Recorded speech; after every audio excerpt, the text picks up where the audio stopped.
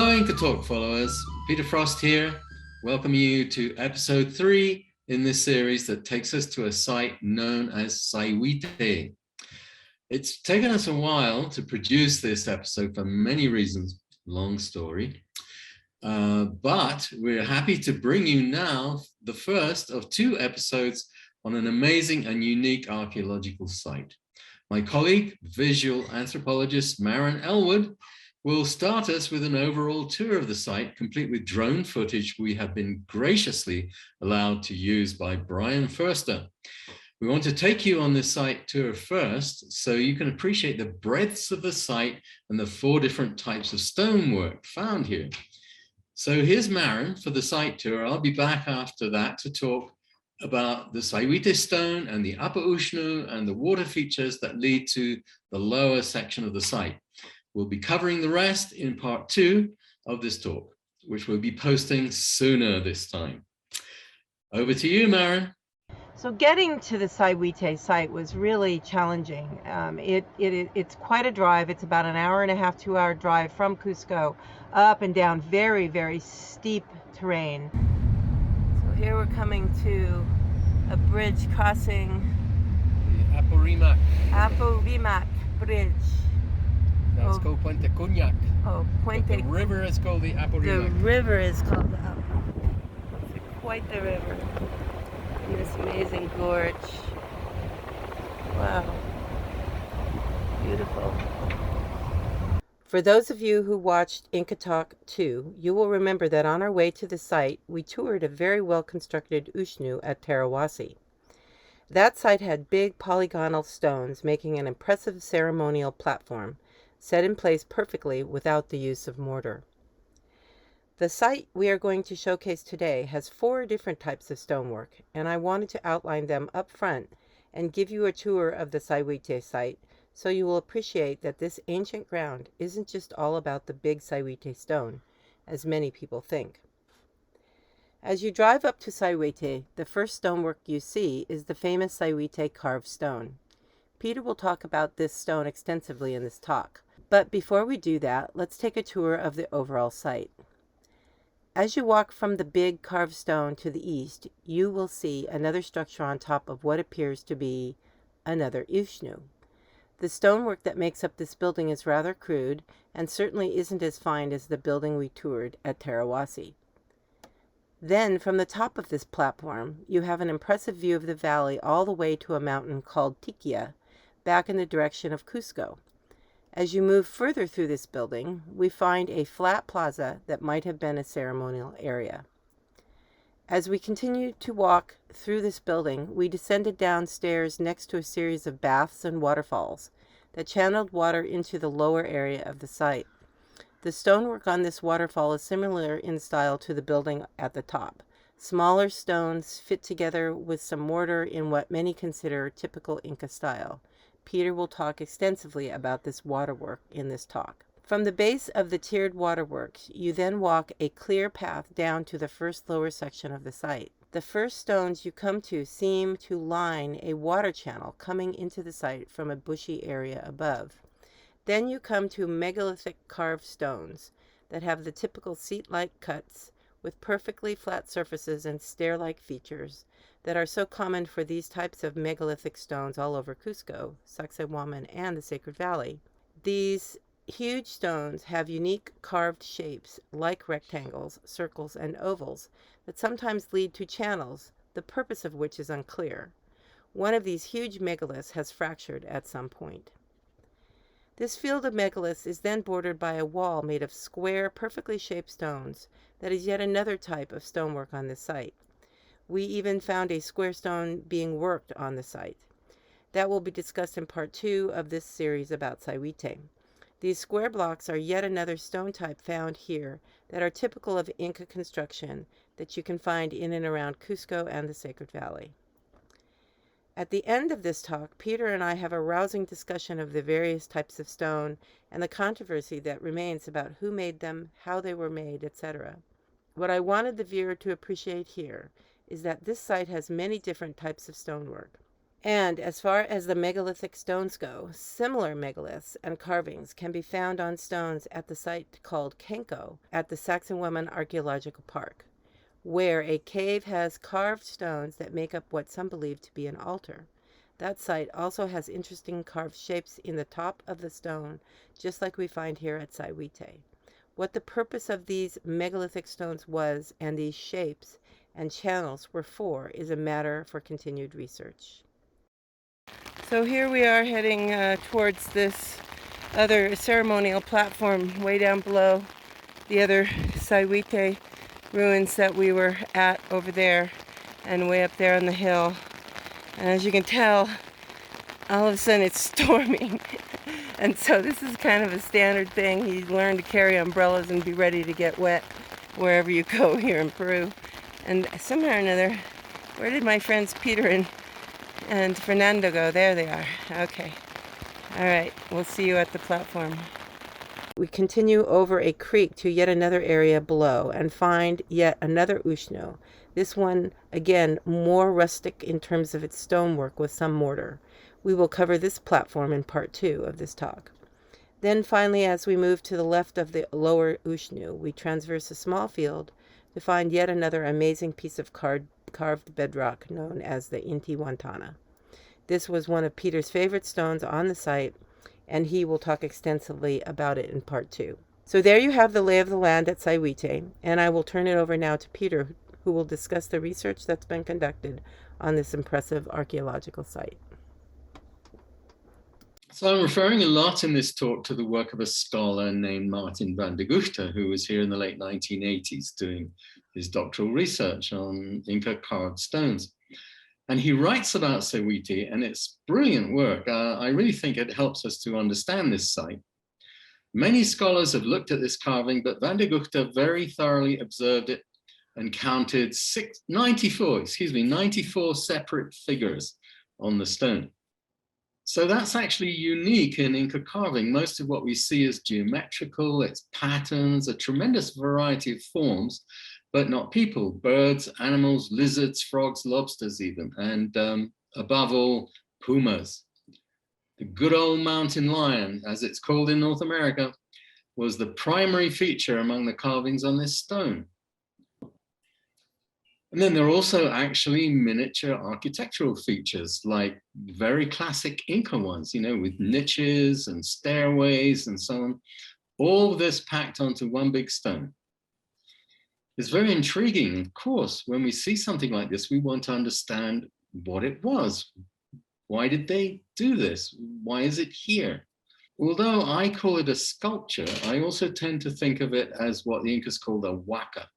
A stone, and actually not always a stone. Many different things could be huacas, but what all huacas had in common was that they were believed to have spiritual power, a kind of a connection with the supernatural world. And then also on the surface of this stone, there are small water basins. There are channels, grooves coming from the basins, snaking their way across the rock. And there are holes bored into the side of the rock where these channels emerge. Martin van der Guchte's interpretation of the stone was that it was a kind of a symbolic model of the irrigation system of the area. Crop irrigation was and still is so vital in the Andes, and there were all kinds of rituals and legends around it. Van der Guchte showed that the water could be poured onto these channels during ceremonies, and water flow could be diverted this way or that, just the way real irrigation channels function. Something I've noticed is the line between the sculpted surface above, with almost a chaos of these figures, and then the underside of the stone, which is also carved, but not with figures. It's completely smooth, it's almost polished. So what we're also seeing in this stone, I think, is something that's expressed constantly in Andean life, in Andean art, in Andean settlement design and sculpture and all the rest of it, duality, two different realms coming together, one world above, the other below. So this duality principle in Andean culture, we see it everywhere, and not only in the Inca culture. And when I say Andean culture, I mean, way back, long before the Incas. The two pieces that we're showing you here are from the Moche culture about 1,000 years before the Incas. On the left there, you can see a pectoral that was hung around the individual's neck who was wearing it. You can see that it's two parts bonded together, one silver and one gold. And on the one on the right, the same individual was wearing that necklace representing peanuts, we think. As you see again, you know, gold on the right and silver on the left, half and half. And in the Andean cultures, those two would have been the male and female principle. The Incas themselves are reported to have considered gold to be the sweat of the sun and silver to be the tears of the moon. Now, this duality principle in the Andean cultures, it often includes a unifying principle that brings the two realms together. And at the border between those two worlds, see here, the head of a puma, quite a large one. The face has been broken off. There's a lot of damage to the stone over time, of course. So it struck me that this big puma's head is located right at the border of the two worlds of this carving. And in fact, it's the only figurative carving which crosses that border and intrudes into the smooth, featureless surface of the lower world. So that suggests to me that perhaps the mountain lion is not only the most represented animal on this sculpture, but also the unifying principle of it all. Now, it gets a bit tricky to tease out meaning from this stone for us, of course, because we've lost that connection between what Andean people believed about their world and ourselves. The total disruption of the Spanish conquest of the Incas left many, many mysteries and unanswered questions about the people of those times. Today, a lot of people believe that this stone was some kind of map. And in a sense, perhaps it was. It could also be seen as a kind of miniature, a symbolic representation of their world. On the stone, there are creatures from the Pacific Ocean side of the Andes here, like lobsters, crabs, those kind of things. And there's also one monkey, which is an animal from the Amazon side of the Andes. So some people see this as the Inca representation of the world that they were beginning to take over. This was when they were beginning to expand out from their heartland and taking over the territory on the Pacific side of the Andes and the Amazon side of the Andes. And so this could have been some kind of symbolic representation of their own world. None of these interpretations are mutually exclusive. One of the things that stands out for me actually about the Incas is the way that they managed to cram multiple meanings and functions into a single space, a single place, a single object. And so that's very characteristic of the way they did things. All the things that I mentioned could have applied to this stone. So now we're going to walk over to the ushnu, the step platform close by the Sayhuite stone, just to the east of it. And we have to climb up it. We get a terrific view from the top. We can see off there in the distance, far off to the east in the direction of Cusco, that mountain there. It's called Ticlia. I'm sure there's a platform on top of that mountain. I haven't been there yet. It's on our list. Hopefully we can include that in a future episode. But we do know that there is an ancient site on Ticlia and a clear sight line from here to there.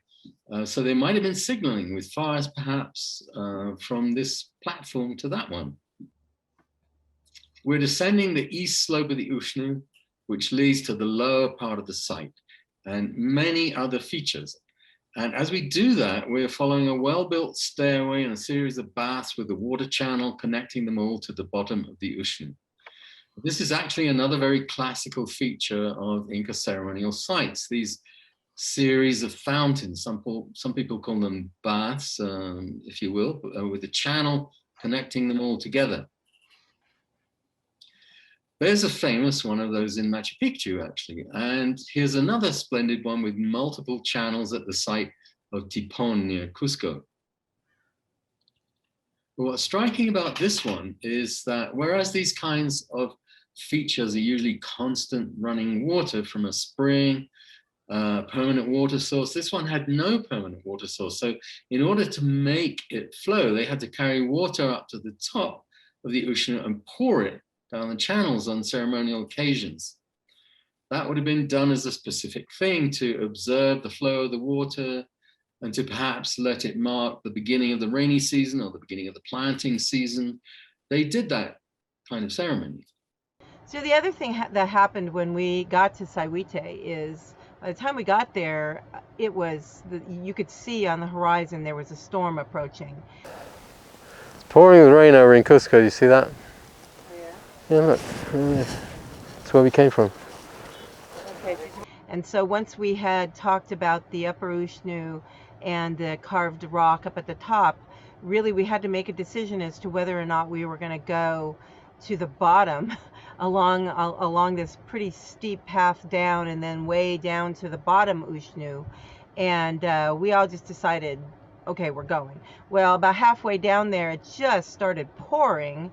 And we all luckily had umbrellas and raincoats, and I was doing my best to keep my camera dry and the sound equipment. But we managed to get down there with the help of a dog. This little dog had adopted us at the top and followed us all the way down to the bottom and then all the way back up. And it was very cute to have our little dog companion. So here we are in the middle of the rainstorm. That this little dog that started with us at the very top is leading the way, and he doesn't mind getting wet. I tell you, dogs have adventures here in Peru. They don't stay home waiting for their bowl of food. As you and I move forward with Inca Talk, and certainly when I get to come back to Peru, which I hope to do later part of 2021, you know, I want to continue exploring these types of sites because there's interest. I mean, and one of the reasons I wanted to go through at the front of this video the layout of this whole site is to show that, you know, these sites have this multitude of different types of stonework, and really the more research needs to be done to determine, you know, what was the purpose? Were they originally here? Were they moved here? How were they carved? Were they carved? Were they poured? You know, there's so many questions, and there's an audience out here for this information. And so I think where we can stand for Inca Talk is presenting this information and not jumping to conclusions like so many people do, that it's been built by ancient aliens or whatever. You know, I think we can just, hey, say, here's what we find, and we still need to do more research. And hopefully you and I will be able to get some people out to some of these sites and be able to do some research like this. Yeah, so they had a tremendous variety of different stonework styles. And I know that, you know, you question, you know, whether this is all really done by the Incas.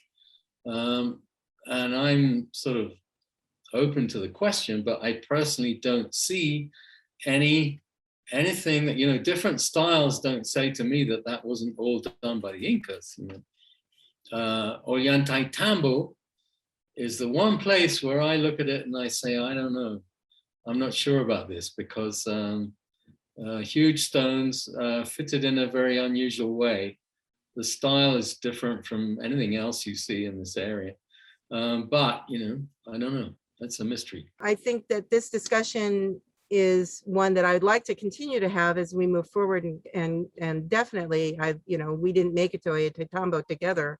I would love to be able to go there with you. My God, we could probably do 3 or 4 episodes of Inca Talk about Ollantaytambo just in itself. I mean, there's so many interesting anomalies there. There's megalithic stone, there's Inca stone. There's stuff in between. There's waterworks. There's evidence of, And there's megalithic Inca stone, I think. and then, and then there's the sleeping stone that shows that maybe they did drag it from across the valley and bring it up the hill. 50 sleeping stones, actually. There's not just one. We're going to conclude the talk now, and the next episode of Inca Talk will be Sayhuite Part 2, where we will be talking in full about the lower section of the site with the big megalithic stones and the fractured stone, and then going back down in the rain to the lower Ushnu and the Intihuatana. So see you later, everybody.